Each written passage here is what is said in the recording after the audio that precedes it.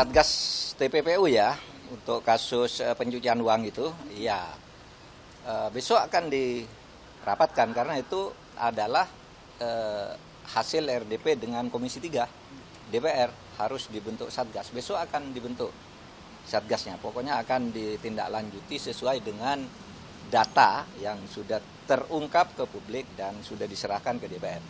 Besok pagi hari Jumat akan dirapatkan. Apakah turut melibatkan pihak eksternal karena efektivitas dan independensi Satgas ini diragukan, Pak? Karena gimana ceritanya bisa membersihkan sementara Kementerian Keuangan ikut dilibatkan di Satgas itu?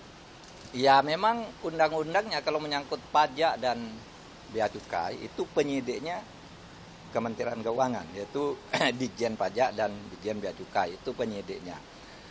Memang banyak yang wah itu jeruk makan jeruk, masa mau memeriksa dirinya sendiri. Tidak juga, karena nanti ini akan melibatkan banyak institusi dan yang dari luar kita undang juga sebagai narasumber, bukan sebagai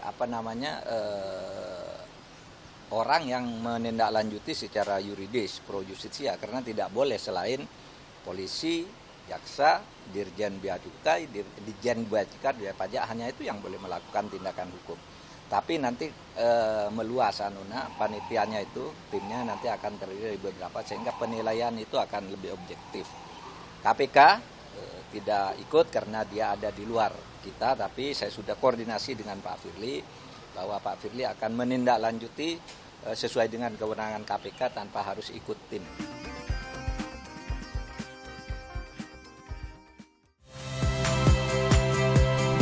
Saya Rahmat Ibrahim. Saksikan program-program Kompas TV melalui siaran digital, pay TV, dan media streaming lainnya. Kompas TV, independen, terpercaya.